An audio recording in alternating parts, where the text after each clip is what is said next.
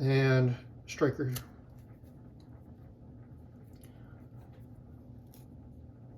Fluff out your Q-tip.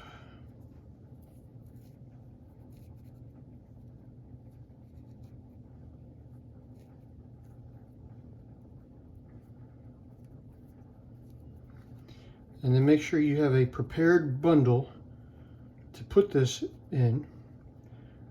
Dry grasses surrounded by larger grasses, surrounded by little twigs, and then more flammable twigs.